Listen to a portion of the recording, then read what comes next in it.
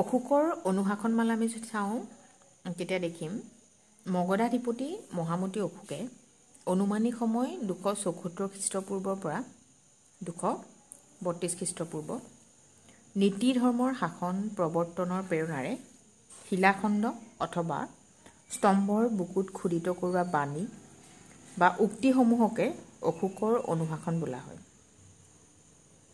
মৌৰ্যবংশীয় সম্ৰাট অশোক পিতাক বিন্দুসাৰৰ খ্ৰীষ্টপূৰ্ব 297 পৰা 274 উত্তৰাধিকাৰী হিচাপে এক বিশাল সাম্ৰাজ্যৰ তেওঁ অধিকাৰী হয়। এই সাম্ৰাজ্য আফগানিস্তানৰ পৰা দাক্ষিণাত্যৰ শেষ প্ৰান্তলৈকে বিয়পি আছে। বিশাল সাম্ৰাজ্যৰ অধিপতি হোৱাৰ লগতে অপ্ৰতিহত ক্ষমতা আৰু সামৰিক শক্তিৰ অধিকাৰী হৈছিল সম্ৰাট অশোক। বিশ্বৰ ৰাজনৈতিক ইতিহাসৰ সাম্ৰাজ্যবাদী শাসকসকলৰ পৰা অশোকো ব্যতিক্ৰম নাছিল। বিশেষকৈ সাম্ৰাজ্যবাদী শাসকসকলে তেওঁলোকৰ ৰাজ্য বিস্তাৰত মন মেলিছিল আৰু তাক পূৰণ কৰিবলৈ নিজৰ সামৰিক শক্তিৰে যিকোনো ৰাজ্য আক্ৰমণ কৰিছিল। প্ৰজাৰ ইচ্ছা অনিচ্ছা সুখ দুখ ক্ষয় ক্ষতিৰ প্ৰতি মনোযোগ নিদি কেৱল সাম্ৰাজ্যৰ সীমা বহুৱাত গুৰুত্ব দিছিল। বহিৰাজ্য আক্ৰমণ কৰি তাক জয় কৰি আনন্দত মতলীয়া হৈছিল। সামৰিক শক্তিৰে আনকি সমগ্ৰ বিশ্বক জয় কৰিব বিচৰা সাহসৰো নিদৰ্শন পোৱা গৈছিল। আনুমানিক খ্ৰীষ্টপূৰ্ব 274 সম্ৰাট অশোক মগধৰ ৰাজপাটত উঠে। ইয়াৰ 4 বছৰৰ পিছত অৰ্থাৎ খ্ৰীষ্টপূৰ্ব 270 তেওঁৰ অভিষেক উৎসৱ অনুষ্ঠিত হয়। অভিষেকৰ 8ম বছৰত খ্ৰীষ্টপূৰ্ব 262 কলিংগ ৰাজ্য আক্ৰমণ কৰি জয় কৰে।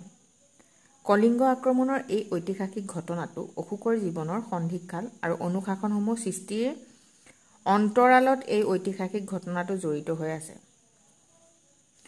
অশোকে এই কলিংগ ৰাজ্য আক্ৰমণ কৰাৰ কাৰণ হ'ল তেওঁৰ সীমান্তৱৰ্তী আৰু সাম্ৰাজ্যৰ ভিতৰুৱা ৰাজ্যসমূহৰ লগত মৈত্ৰী সম্বন্ধ ৰক্ষা কৰি তেওঁৰ সাম্ৰাজ্যবাদী চৰিত্ৰ অক্ষত ৰখা। কিন্তু তেওঁ ৰাজধানীৰ কাষৰে সৰু ৰাজ্যৰ কলিংগৰ লগত বন্ধুত্ব স্থাপন কৰিব পৰা নাছিল। আনকি কলিংগ ৰাজ্যই বিন্দুসাৰৰ দিনৰে পৰা মগধৰ সম্ৰাটৰ বশ্যতা স্বীকাৰ কৰা নাছিল। অশোকে তেওঁৰ ৰাজ্যৰ নিচেই কাষতে তেনে এখন স্বাধীন ৰাজ্য থকাটো সহ্য কৰিব পৰা নাছিল। দ্বিতীয়তে অশোকৰ সাম্ৰাজ্যৰ দক্ষিণ ভাৰতৰ লগত জল আৰু স্থলপথৰ সংযোগ কলিংগৰ মাজেদিয়ে কৰিব লগা হৈছে। কলিংগৰ বিৰুদ্ধে হোৱা যুদ্ধত অশোকে কলিংগক প্ৰায় ধ্বংস কৰি পেলাইছিল। যুদ্ধত 1 লাখ লোকৰ মৃত্যু হৈছিল। 1,50,000 লোকক বন্দী কৰা হৈছিল। যুদ্ধৰ এনে ভয়াৱহ পৰিণাম দেখি অশোকৰ মনত মৰ্মন্তত বেদনাৰ উদয় হৈছিল। তেওঁৰ মন ভাৰাক্ৰান্ত হৈ পৰে। এই কলিংগ যুদ্ধ অশোকৰ জীৱনৰ প্ৰথম আৰু শেষ যুদ্ধ। তেওঁ ভৱিষ্যতে যুদ্ধ নকৰে বুলি প্ৰতিজ্ঞা কৰে। কলিংগ যুদ্ধৰ নৰধ্বংস যজ্ঞৰ স্মৃতি তেওঁৰ মনত বহন কৰিলে প্ৰায় 2.5 বছৰ কাল। শেষত এই যন্ত্ৰণাৰ পৰা পৰিত্ৰাণ পোৱাৰ মানসেৰে বুদ্ধদেৱৰ পৰৱৰ্তী ষষ্ঠ ধৰ্মগুৰু উপগুপ্তৰ ওচৰত দীক্ষা লয়। তেওঁ বুদ্ধদেৱে প্ৰচাৰ কৰি যোৱা প্ৰেম কৰুণা অহিংসা আৰু মৈত্ৰীৰ ভাৱধাৰাৰে আত্মশুদ্ধিৰ বাট বিচৰি লয়। অশোকে বুজি পালে যে কেৱল অস্ত্ৰেৰে মানুহৰ মন জয় কৰিব নোৱাৰি। অস্ত্ৰেৰে কৰা জয় খন্তেকীয়া। মানুহৰ মন জয় কৰিব লাগিব দয়া ক্ষমা প্ৰেম আদি মানৱীয় প্ৰমূল্যৰে আৰু এই জয়েই হৈছে স্থায়ী জয়। অশোকে কলিংগ যুদ্ধৰ ভয়াৱহ স্মৃতিক বুদ্ধৰ কুশল কৰ্ম মৈত্ৰী ভাৱনা কৰুণা অহিংসা আদি কল্যাণকামী আদৰ্শেৰে মুচি পেলাবলৈ যত্ন কৰিছিল। সাম্ৰাজ্যৰ সাধাৰণ লোকক আৰু তেওঁৰ সাম্ৰাজ্যৰ দাঁতিকাষৰীয়া ৰাজ্যসমূহৰ জনসাধাৰণকো সৎ শুদ্ধ পৰিশীলিত জীৱনবোধত অভিষিক্ত কৰিবলৈ বিচাৰিছিল। কাৰণ ভৱিষ্যতে যাতে মানৱ সমাজ যুদ্ধ জয়ৰ নিসংগতাৰ ওপৰত অথবা ক্ষমতাৰ শাসনত প্ৰতিষ্ঠিত নহয়। মানৱ সমাজ প্ৰতিষ্ঠিত হ'ব নীতি আৰু ধৰ্মৰ শাসনৰ ওপৰত। এনেবোৰ উদ্দেশ্যৰে অশোকে তেওঁৰ সাম্ৰাজ্যৰ সীমান্তৱৰ্তী স্থানসমূহৰ পাহাৰৰ বুকুত ডাঙৰ শিলৰ ওপৰত সাম্ৰাজ্যৰ মধ্যৱৰ্তী প্ৰধান স্থানসমূহত সৰু শিলাখণ্ডৰ ওপৰত প্ৰধান বৌদ্ধ কেন্দ্ৰসমূহত স্তম্ভ প্ৰতিষ্ঠা কৰি তাৰ বুকুত জনসাধাৰণৰ কৰিবলগীয়া আৰু পালন কৰিবলগীয়া নীতি আৰু আদৰ্শমূলক নানা কথা খোদিত কৰাইছিল। নীতি ধৰ্মৰ শাসন প্ৰৱৰ্তনৰ প্ৰেৰণাৰে খোদিত কৰোৱা অশোকৰ এই বাণী বা উক্তিসমূহকেই অশোকৰ অনুশাসন বোলা হয়। অশোকে খোদিত কৰোৱা সকলোবোৰ লিপিয়েই অনুশাসনমূলক অথবা নীতি ধৰ্মৰ শাসনমূলক নাছিল। কিছুমান লিপি মাথো কেতবোৰ ঘটনাৰ স্মৃতিচিহ্ন বা স্মাৰক মাথো। জনসাধাৰণে পালন কৰিবলগীয়া বা কৰিবলগীয়া কৰ্তব্যৰ বিষয়ে অশোকে কোনো নীতি ঘোষণা কৰা নাই। এইবোৰ অনুশাসন বুলিব নোৱাৰি।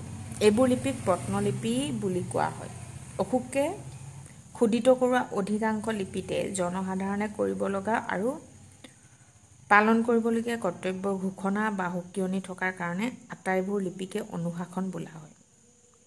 অশোকে অনুশাসনৰ যোগেদি সৰ্বসাধাৰণ লোকৰ নৈতিক মান উন্নত কৰিবলৈ বিচৰা, সমাজৰ সকলো ধৰ্মীয় সম্প্ৰদায়ৰ আৰু সকলো শ্ৰেণীৰ লোকৰ মাজত সদ্ভাৱ আৰু সম্প্ৰীতি বিয়পাই তোলাৰ যি প্ৰচেষ্টা, সেয়া অকল ভাৰততে নহয়, সমগ্ৰ বিশ্বতে বিৰল ঘটনা। সমগ্ৰ বিশ্বৰ শাসক শ্ৰেণীৰ ভিতৰত অশোকক মাথো দুজনমান শাসকৰ লগতহে তুলনা কৰিব পৰা যায়। এজন হ'ল খ্ৰীষ্টীয় ৪ৰ্থ শতিকাৰ শেষৰ সম্ৰাট কনষ্টেণ্টাইন।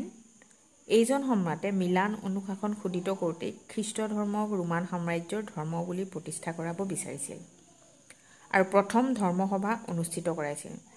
দ্বিতীয়জন হ'ল চাৰ্লমেন। এওঁ ফ্ৰেংকসকলৰ ৰাজ্য বিস্তাৰ কৰাৰ উপৰিও সাহিত্যৰ পৃষ্ঠপোষকতা কৰিছিল। কিন্তু এওঁলোকৰ কৰ্মৰাজি আৰু তাত নিহিত মৰ্মাৰ্থ বা উদ্দেশ্য অশোকৰ কৰ্মৰাজিৰ লগত তুলনা নহয়। অশোকে অন্তৰৰ উপলব্ধিৰে নতুন এক চেতনা প্ৰতিষ্ঠা কৰিব বিচাৰিছিল। অশোকৰ লক্ষ্য আছিল সাৰ্বজনীন মানৱীয় মূল্যবোধেৰে জীৱন উদ্দীপিত কৰা। বৌদ্ধ ধৰ্মত দীক্ষিত হৈছিল যদিও অশোকে কনষ্টেণ্টাইনৰ দৰে বৌদ্ধ ধৰ্মক ৰাজধৰ্ম বুলি ঘোষণা কৰা নাছিল। তেওঁ ধৰ্মক সংকীৰ্ণ অৰ্থতকৈ বহল মানৱীয় আচৰণ হিচাপেহে প্ৰতিপন্ন কৰিব বিচাৰিছিল। নৈতিক জ্ঞানৰ উৎকৰ্ষ সাধনত মনোনিৱেশ কৰিছিল। অশোকৰ এনে ব্যতিক্ৰমী চিন্তা আৰু কাৰ্যৰ প্ৰতি লক্ষ্য কৰি H.G. ৱেলছে তেওঁৰ বিখ্যাত গ্ৰন্থ দ্য আউটলাইন অফ হিষ্ট্ৰীত অশোক সম্পৰ্কে মূল্যায়ন কৰিছে এনেদৰে: he is the only military monarch to record who abandon warfare after victory. সম্ৰাট অশোকৰ কাৰ্যাৱলীক সমালোচনা নকৰাকৈও থকা নাই। এচাম সমালোচকে কয় যে অশোকৰ সমগ্ৰ কাৰ্যাৱলীৰ অন্তৰালত সাম্ৰাজ্যবাদী চিন্তাহে নিহিত আছে, কিয়নো তেওঁ বিশাল সাম্ৰাজ্যখন সুদৃঢ় আৰু পুনৰ গঠন কৰিবৰ বাবেহে এনে অনুশাসন খোদিত কৰাইছিল। সেয়া যিয়েই নহওক, অশোকৰ ধৰ্মনিৰপেক্ষতা, উদাৰতা, ত্যাগ আৰু সম অধিকাৰ আদৰ্শস্বৰূপে ধৰ্মচক্ৰ আধুনিক ভাৰতৰ ৰাষ্ট্ৰীয় প্ৰতীক হ'ব পাৰিছে। এইখিনিতে আমি অশোকৰ বিষয়ে জানি ল'ব লাগিব যে অশোকে তেওঁৰ অনুশাসনসমূহক ধৰ্মলিপি বুলি অভিহিত কৰি ধৰ্মাচৰণ, ধৰ্মানুশাসনত গুৰুত্ব আৰোপ কৰিছিল। ব্যক্তিগত জীৱনত বৌদ্ধ ধৰ্ম গ্ৰহণ কৰি তেওঁ নিজে এগৰাকী গোড়া বৌদ্ধধৰ্মী হৈ উঠিছিল আৰু বৌদ্ধ সংঘৰ পবিত্ৰতা ৰক্ষা কৰাত গভীৰ মনোনিৱেশ কৰিছিল। কিন্তু সেইবুলি তেওঁ আন ধৰ্মৰ বিদ্বেষী নাছিল বা ক্ষমতাৰ শাসনেৰে নিজা ধৰ্মক অন্য ধৰ্মীয় সম্প্ৰদায়ৰ ওপৰত জোৰেৰে জাপি দিব খোজা নাছিল।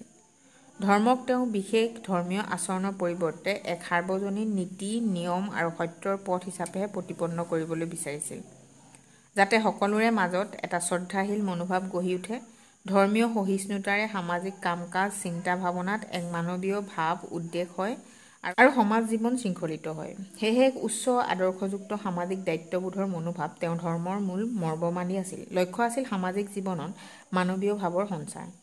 ভাৰতীয় ৰাজনৈতিক আৰু সামাজিক ধ্যান ধাৰণাত অশোকৰ পূৰ্বতে ধৰ্মৰ ভিত্তিত এনে নতুন মনোভাৱ বা নতুন ধাৰণা কোনেও প্ৰতিষ্ঠা কৰিব বিচৰা নাছিল। শিলালিপি, তাম্ৰলিপি আদি প্ৰত্নলিপিসমূহক সাহিত্যৰ অংগ বোলা নহয় যদিও অশোকে খোদিত কৰোৱা অনুশাসনক সাহিত্য বুলিব পৰা যায়, কিয়নো এই অনুশাসনত থকা নৈতিক প্ৰমূল্যযুক্ত লিখনিবোৰ বিশ্বৰ বিশাল নৈতিক সাহিত্যৰ অন্তৰ্ভুক্ত হৈছে। সাৰ্বজনীন কল্যাণ মৈত্ৰীৰ আদৰ্শও এই অনুশাসনত প্ৰতিভাত হৈছে। অনুশাসনবোৰ ঐতিহাসিক তথ্য, লিখন পদ্ধতি, ভাস্কৰ্য, ধৰ্মীয় আদৰ্শ, সামাজিক দৃষ্টিভংগী, ভাষিক বৈচিত্ৰ্য আদিৰ কাৰণেও অৰ্থপূৰ্ণ সমল। ভাৰতৰ ৰাজনৈতিক, সামাজিক, সাংস্কৃতিক বুৰঞ্জীত অশোকৰ অনুশাসনসমূহৰ স্থান গুৰুত্বপূৰ্ণ। অশোকৰ অনুশাসনৰ মহত্ব আৰু গুৰুত্ব থকা স্বত্বেও এই অনুশাসনসমূহ অৱহেলিত হৈ জনসাধাৰণৰ দৃষ্টিৰ পৰা আঁতৰি যায়। মৌৰ্যবংশ থকালৈকে এই অনুশাসনসমূহ সংৰক্ষিত হৈ আছিল। এনেদৰে অৱহেলিত হোৱাৰ কাৰণ হ'ল আন আন ৰাজবংশীয় ৰজাসকলৰ নীতি, আদৰ্শ, উদাৰতা আদি প্ৰমূল্যৰ প্ৰতি উদাসীনতা, গুপ্ত যুগৰ ব্ৰাহ্মণ্য সংস্কৃতিৰ পুনৰ উত্থানৰ ফলত বৌদ্ধ ধৰ্মৰ ক্ৰমাগত অপসাৰিত হ'ব লগা অৱস্থা, বিদেশী ৰাজশক্তিৰ অন্য ধৰ্মৰ প্ৰতি সহিষ্ণুতাৰ অভাৱ, অশোকে সেই সময়ৰ আঞ্চলিক ভাষাত লিপিসমূহ খোদিত কৰাইছিল আৰু পৰৱৰ্তী সময়ত সেই ভাষা জনসাধাৰণৰ দুৰ্বোধ্য হৈ পৰিছিল। খ্ৰীষ্টীয় ৫ম শতিকাত ভাৰতলৈ অহা চীনা পৰিব্ৰাজক ফাহিয়ান ভাৰতত ৬ বছৰ কাল আছিল। অশোকৰ ৰাজপ্ৰসাদ দেখি ফাহিয়ানে বিস্ময় প্ৰকাশ কৰিছিল যদিও অনুশাসনবোৰৰ বিষয়ে কোনো ধৰণৰ বৰ্ণনা দিয়া নাছিল। মাথো তেওঁ ২টা অশোক স্তম্ভৰ কথাহে বৰ্ণনা কৰিছিল।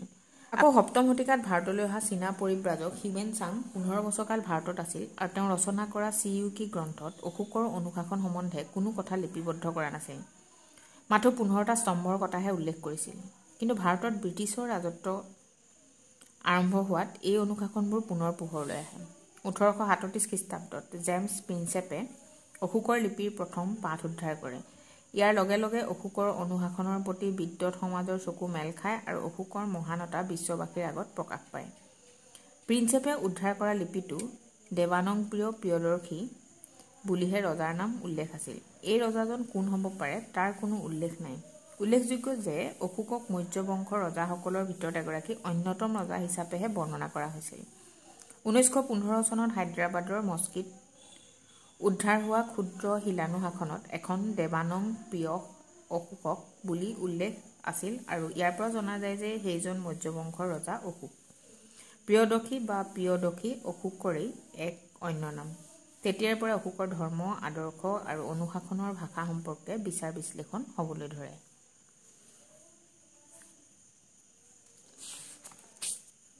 এইখিনি হৈছে অশোকৰ অনুশাসনমালা।